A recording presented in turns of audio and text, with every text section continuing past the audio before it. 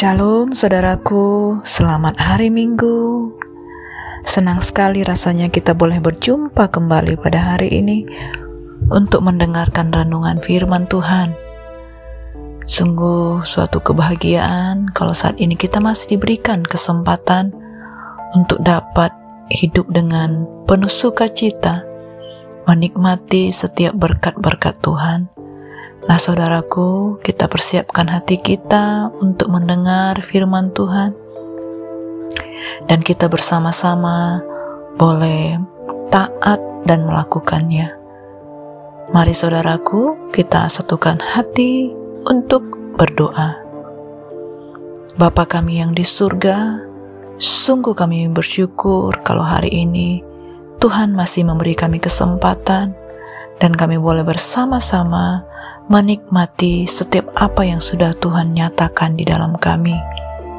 Bapa yang baik, kalau saat ini kami rindu untuk mengenal Engkau melalui firman-Mu, ajar kami, urapi, bahkan penuhkan kami, sehingga kami memiliki kirbat yang baru. Kami menggunakan seluruh kasih yang daripada Tuhan untuk kami dapat aplikasikan kepada orang-orang lain. Terima kasih Bapa, kami siapkan hati kami sebagai bejana di tangan Tuhan. Ini kami, semua kami yang mendengarkan, kami percaya kami memiliki hati yang taat. Terima kasih Bapa, kami bersyukur kepadamu. Hanya di dalam nama Tuhan Yesus kami mau mendengar firman-Mu. Amin. Nah saudaraku, kita akan bersama-sama mendengarkan renungan firman Tuhan hari ini yang berjudul Apakah Karma Sungguh Ada? Yang tertulis di dalam Mazmur 18 ayat 20 sampai dengan 29. Nah saudaraku, kita akan bersama-sama mendengar firman Tuhan ini. Kita baca dan saya membacakannya kepada saudara. Mazmur 18 ayat 20 sampai dengan 29. Tuhan memperlakukan aku sesuai dengan kebenaranku. Ia membalas kepadaku sesuai dengan kesucian tanganku. Sebab aku tetap mengikuti jalan Tuhan dan tidak berlaku fasik terhadap Allahku. Sebab segala hukumnya aku perhatikan dan ketetapannya tidaklah kujauhkan daripadaku. Aku berlaku tidak bercela di hadapannya dan menjaga diri terhadap kesalahan.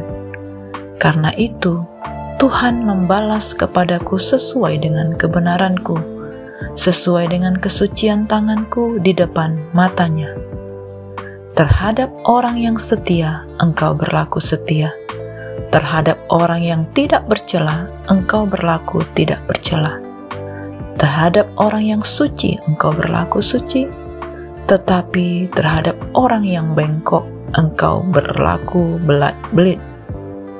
Karena Engkaulah yang menyelamatkan bangsa yang tertindas, tetapi orang yang memandang dengan congkak Kau rendahkan.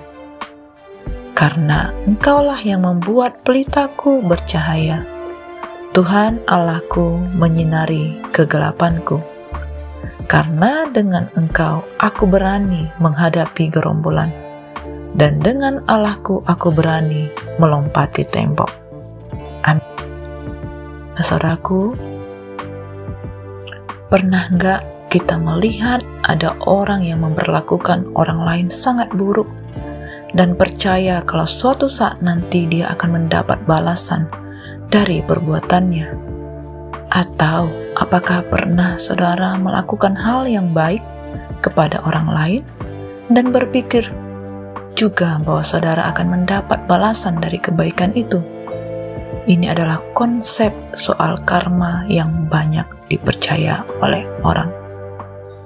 Sementara karma sendiri adalah konsep yang dipercaya oleh penganut Buddha dan Hindu, di mana dalam ajarannya mereka percaya bahwa cara hidup mereka akan menentukan kehidupan mereka setelah reinkarnasi.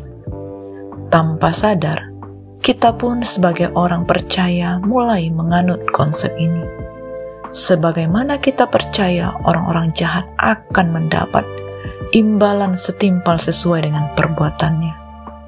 Tapi perlu kita tahu, Alkitab tidak mendukung konsep karma sesuai dengan konteks dari reinkarnasi. Seperti firman Tuhan berkata dalam Ibrani 9 ayat 27 menyampaikan bahwa dan sama seperti manusia ditetapkan untuk mati hanya satu kali saja dan sesudah itu ia dihakimi. Sama halnya dengan kita, saat melakukan kesalahan, apakah kita akan mendapatkan perlakuan yang sama? Apakah hukuman yang kita percaya secara universal mengatakan bahwa apa yang terjadi di sekitar akan menimpa kita juga? Hal ini sangat berbeda dengan pemahaman yang disampaikan oleh Alkitab, di mana kita bisa menemukannya di dalam Galatia 6 ayat 7b. Karena apa yang ditabur orang, itu juga yang akan dituainya. Dan di dalam Ayub 4 ayat 8, orang yang membajak kejahatan dan menabur kesusahan, ia juga menuainya.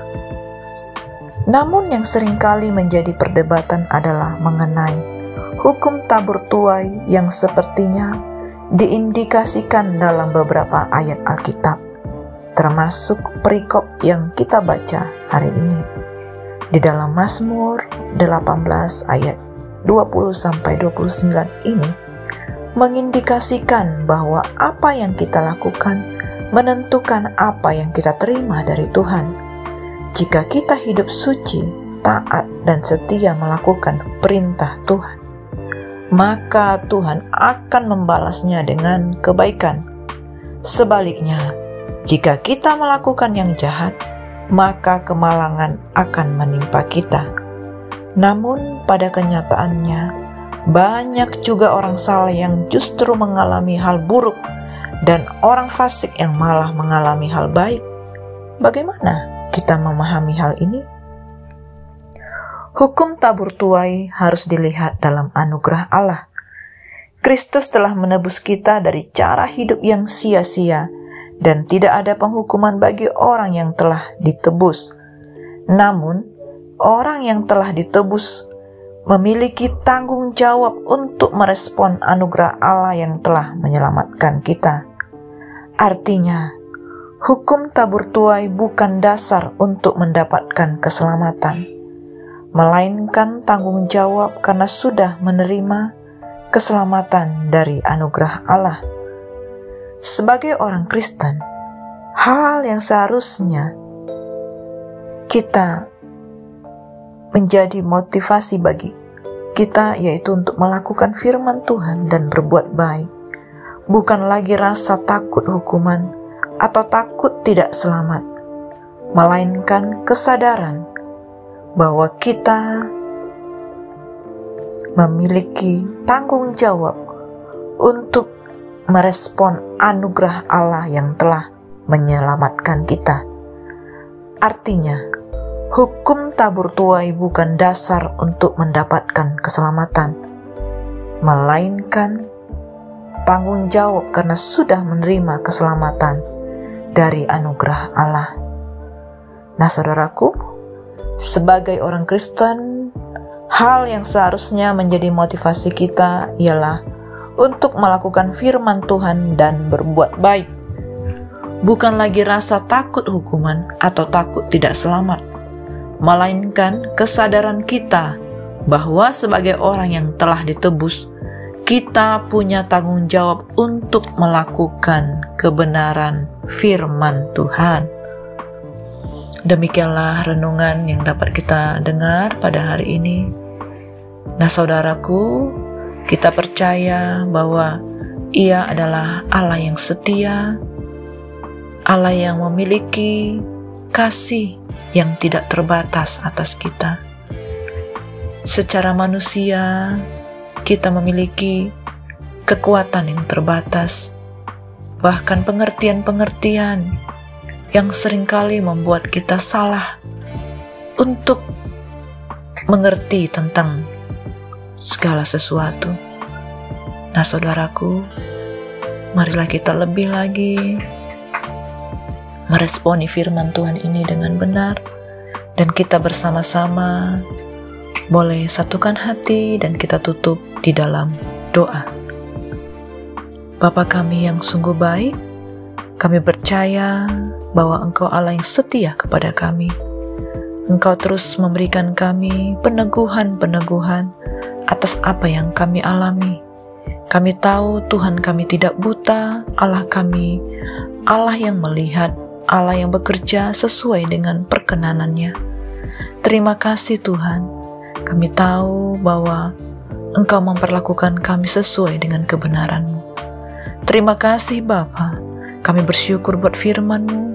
Kami percaya Engkau Allah yang baik bagi kami. Engkau tidak pernah meninggalkan kami, sekalipun manusia tidak peduli kepada kami. Terima kasih Bapa. Terima kasih Tuhan buat setiap anak-anak-Mu yang boleh mendengar firman Tuhan ini. Kuatkan, teguhkan mereka di dalam menghadapi persoalan hidup mereka. Mereka boleh menang, mereka boleh kuat, mereka sembuh dari sakit mereka.